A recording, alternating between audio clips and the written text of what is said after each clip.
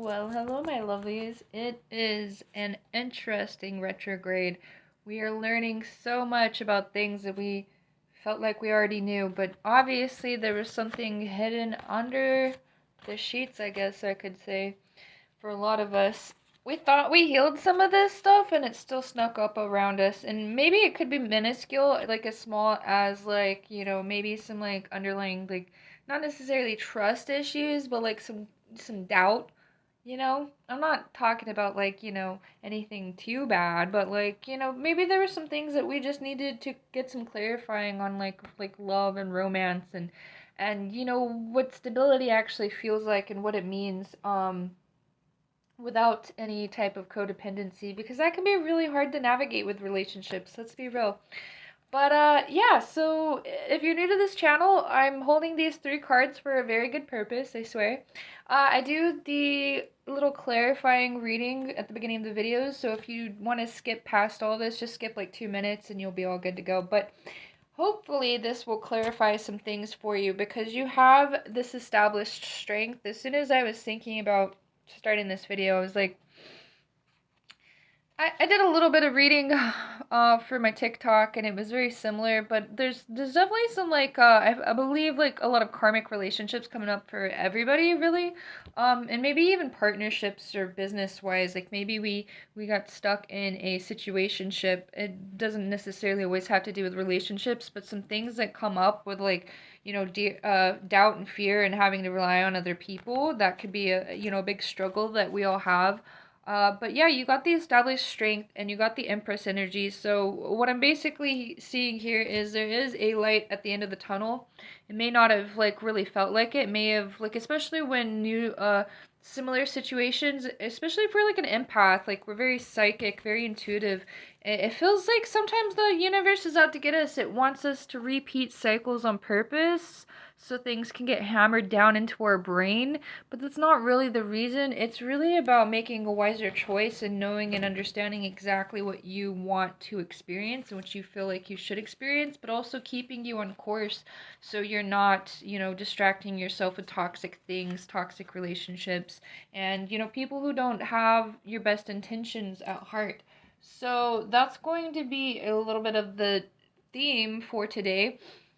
It may sound a little strange talking about divine feminine energy, because divine feminine energy, to clarify, there is a dark element to her. There's the dark feminine, there's the high priestess feminine, the empress energy, and they all are very similar in a lot of ways. But they have these defining attributes. Like the dark feminine is very wise in her dark empath nature. She sees through the things that people want to keep extremely hidden. Like she can almost sense and feel and understand their darkest deep desires, and she sees past a lot of illusions.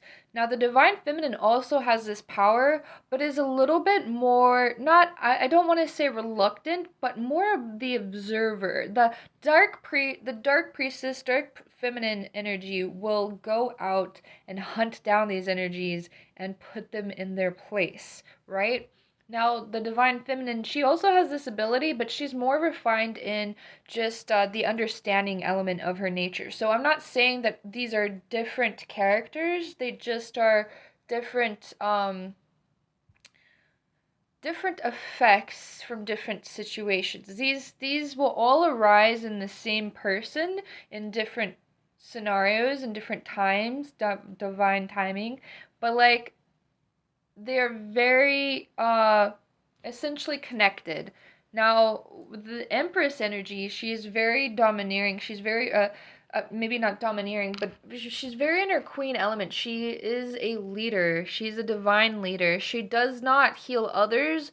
She shows others how to heal themselves. And so this may be a very attractive personality. She may bring people out of the shadows, and that's why a lot of us go through a lot of shadow learning when we're stepping into our higher purpose, our higher divinity. A lot of these things will come out of the woodwork. So that's very, very, very important to understand. Um, that you're not here to heal other people. It may feel that way and it may be very burdensome, a lot to weigh down on your soul, especially when people are constantly asking you for advice, constantly coming to you when they feel low. And you have to understand there are energy predators, there's energy vampires, and there are predators out there who will hunt you down because they understand your source of energy. They're narcissistic, they are the enemy of the empath, but that's not exactly the focus. More, they go hand in hand, all of these energies. That's why they're being brought up today. So understand that we don't go through these experiences to basically harm ourselves, harm our soul, or dig a deeper hole than what we are already experiencing. It's more about the knowledge and the protection, because we will always be individual souls with essentially the same elements in our soul. So we have the physical, the spiritual, and the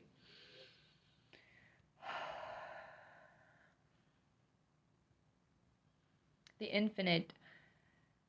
Now, these energies, they can be hard to understand even for source, because everything is always an experience. It's something that we experience. We don't learn through knowledge. We don't learn the way we are normalized, used to through society. Like, we don't go to a school to learn all this, although Earth is essentially technically a school.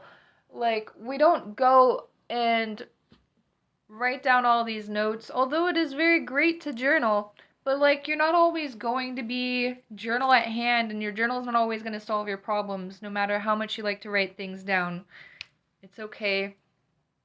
It's not the end of the world. Write it down anyway. But the thing is, if you really want to understand your divinity, be okay with experiencing the dark.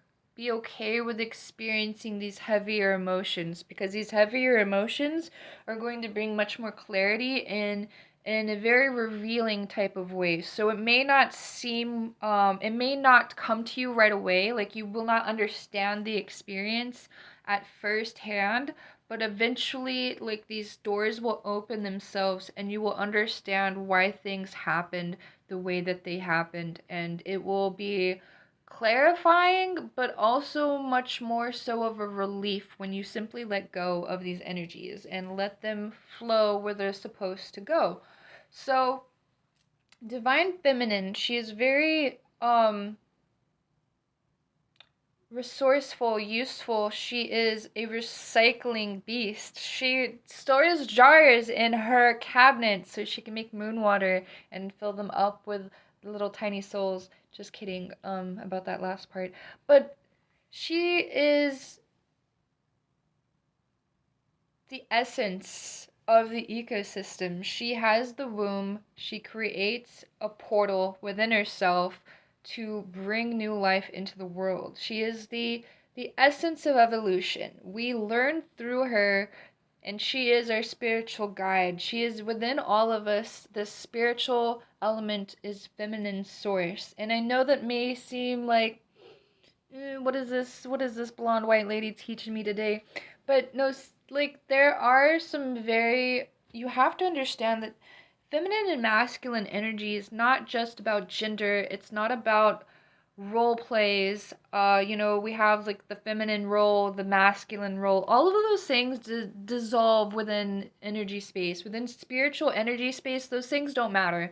It is the knowledge, the understanding, and the facts, the actual material world that brings all of these elements together. So, what I mean by that is there are physical physical components that exist in the universe that proves this reality.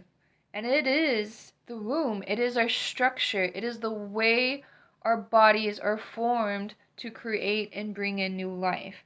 Now, hopefully that doesn't sound too sexist to you, because that's not what my point was.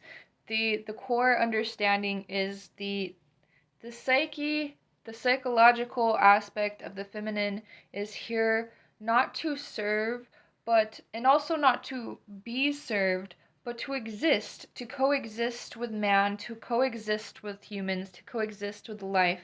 So, divine feminine is this spiritual realm that brings us all together and connects us and shows us who our true soul family is, because we have our physical family that we are brought into, and a lot of them teach us a lot about self-love, unfortunately, in some very very dramatic and to say the least, but very harsh realities.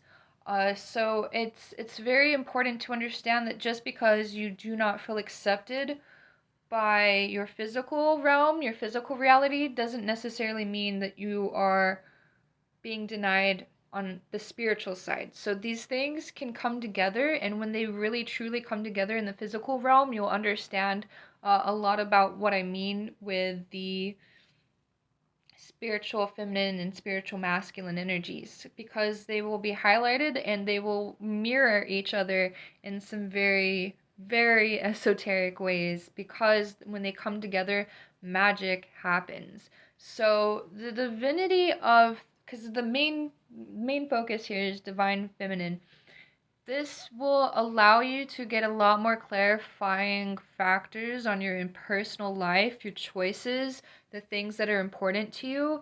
And she may even come into your life when it's unexpected. She may feel like the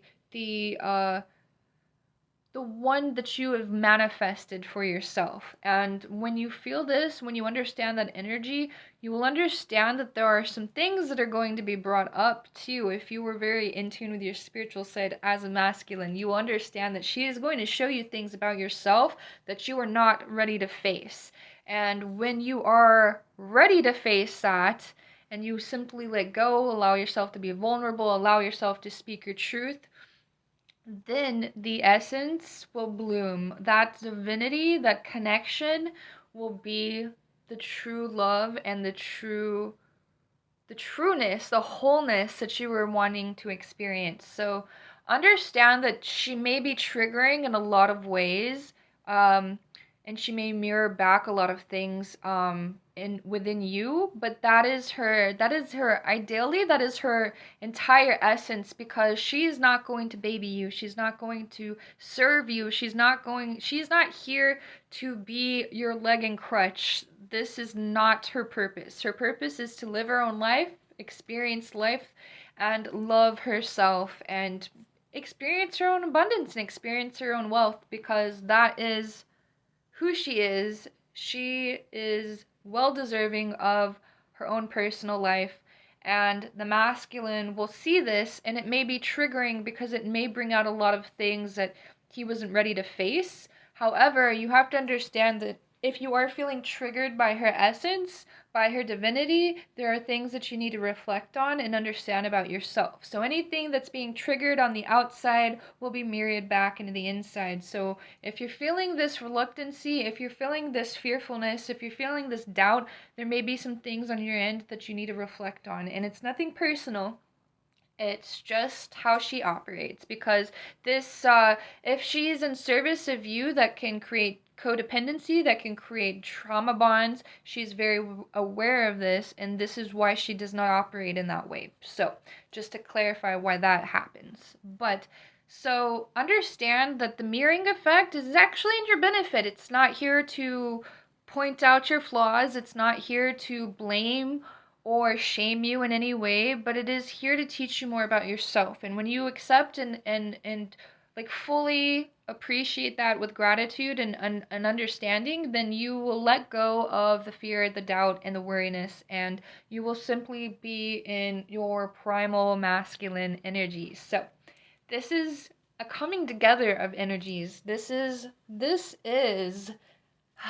in so many ways the meaning of life, but there isn't, really isn't.